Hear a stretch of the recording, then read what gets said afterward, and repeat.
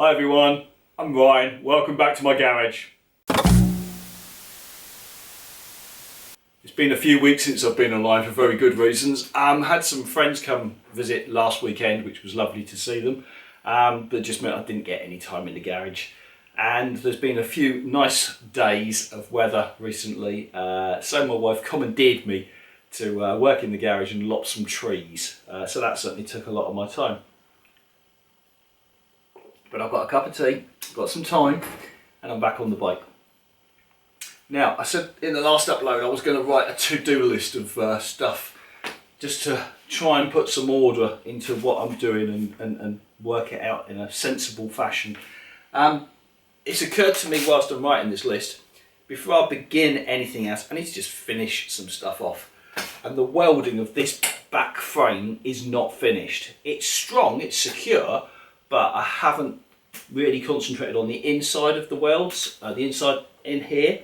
So that needs doing. I'll probably need to create a little tiny patch just to infill a gap that I've got.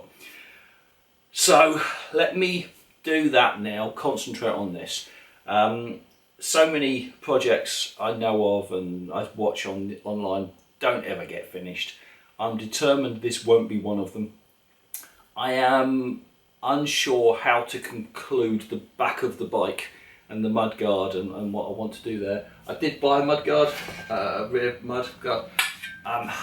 The more I'm looking at this, I don't think it's right. I think I want something possibly wider, and I don't know. I'm struggling with this at the moment, so that's something that I'm going to try and work out and try and identify. I mean, to any of you who build projects, how do you find what you want? I mean, I've gone online, you know, you search through eBay, you search through a few websites, but I want something that's quite wide. I need it to take a light. I've got a few requirements and I just don't know how to proceed. So this really is my naivety kicking in. Anyway, we'll get back to that. For now, let me just concentrate on this welding, try and get it knocked out. Right, let's get straight back on it. So I've stripped everything back so I can get to the bare frame, and so this is what I was talking about. I mean, it's ugly. Despite my best efforts, this was my very first attempt. I've got a big gap in there. I mean, I've got a gap I can almost get my finger in. So that is just totally unacceptable. What I need to do is I need to plate all this in so it's all solid and sealed up. And I think I've seen people online use like masking tape and stuff and put it across and then get a template and cut it out of metal. So I'm going to try something like that and see if I can work out what I need to do. And I've got a similar situation, but not as bad on the other side. So anyway, let's see. I don't know how to do this, but let's just give it a go. Let's just see if I can find something that's going to work for me. Okay, quick update. So there's a little gusset I've put in there just to seal that up and strengthen it a bit more. And I'm going to do the same on this side up in here. So I've just been experimenting and I think that is essentially, if I can do it one-handed, that's not really looking, that's basically the shape that I need to go in there. I can't do it one-handed, but that's going to go in there. So I've just transferred that, marked it up on a bit of metal. We'll cut that out and see how that goes. Okay, so after a little bit of messing about and manipulation, I've managed to create myself this little curved strange shape that now fits in there like that, and that should tidy that up, brace it up and fill up the gap. So let's just try fitting that then and we'll see how it looks. Well, both those gussets are in place now. We won't look too closely at the welding, but I haven't cleaned anything up yet. So I'm actually now going to have a quick attempt at just cleaning some of these welds up, grinding them back, and then let's have a look at what we got left. Right, well, a little tidy up, and that's not special at all. I'm not even trying to pretend it is, but that is unquestionably solid. It's also still warm. And that side is certainly much better. And it's all gusseted on the insides, so that's sealed up. I suppose more important than how it looks, really, at this stage, is whether it's solid. That is not going anywhere. That is pretty damn fixed to the frame. So let's move my attention on to these gaping great big holes here and try and work out what the hell I can do about them. Let me have a little play. Right, I need to work out what I need for this, so I'll put some tape around it and then use the old method of just tapping it with a little hammer. And in theory, you can peel away the excess. In theory.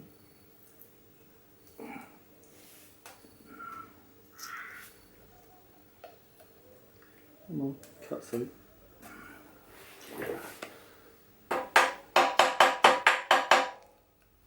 Come on, cut. You get the idea anyway. It's just. There we go. So that's the shape I need. So I should be able to remove that. And then use that on a template on a piece of metal and cut out a patch that will fit in there, in theory.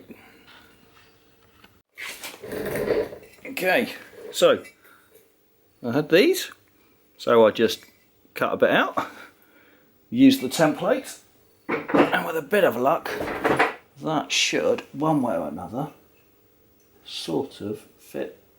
And why does that go around there? Was it that way around? Ah, it was that way around. There we go. There we go. That should nicely cover that up. A little bit of finessing. Cool. Right, let's try that. Right. So I've cleaned up the little patch that I've made, and I've cleaned up all the edges. So I now need to find a way to support that.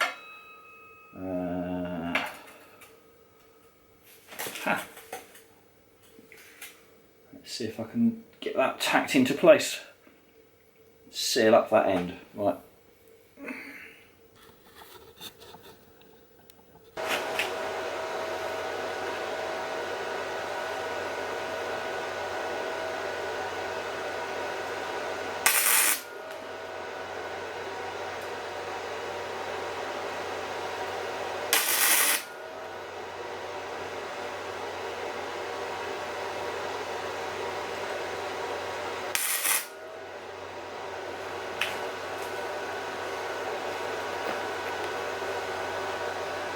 Okay.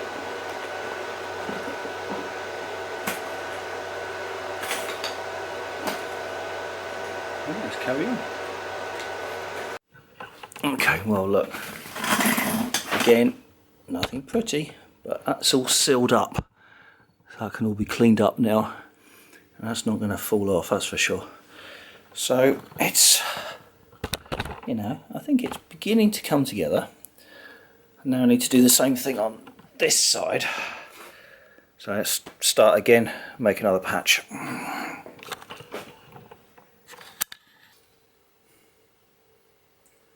Okay, I've just had an incident which is going to cause me to stop, reflect and just take a break. Angle grinders, aren't they great, eh? Well, I was just using it up there on the vise, cutting a section out from the metalwork, and everything was going fine, and then all of a sudden, in a split second, the blade just caught. Why it caught, I don't know how it caught, but it just caught on the metal, and it yanked this angle grinder out of my hand. And as it yanked it out of my hand, it actually caught me here in the clothing. So I've just had an angle grinder at full speed tangle into this hoodie, and the blade shattered and the angle grinder still was trying to run, and I've just had to hit the safety cutout on the extension cable, which thankfully stopped it, and it feels like it's burning hot because it was caught in my clothing and still trying to turn. So I have just had a very close escape. I'm a bit shaky right now because that was far, far, far closer than I would ever wish to be with one of these buggers. Moral of the story, I didn't have the guard on. That might have helped, might not have done, I don't know. But I don't know why I'm operating it without the guard. That's silly. Hold the damn thing stronger so if it kicks, it doesn't fall out of your hand. Wearing clothing has certainly helped. I think I'm completely untouched. I might have a slight scratch, but it's nothing. Okay, that was a moment of reflection. So, I'm going to say goodbye to you now. It's probably time I was towards wrapping up anyway. Okay, that was a close call. That might have been much, much, much worse. So, I suppose really all I can say is, yeah, I've been a lucky boy. I'm going to call it a night. Anyone else working in the garage, don't take safety for granted. That could have been awful, truly awful. Okay, on that happy note, I've made some progress. I'm walking away for this evening, and we'll be back with safety in mind very soon. Alright everyone, take care. See you soon.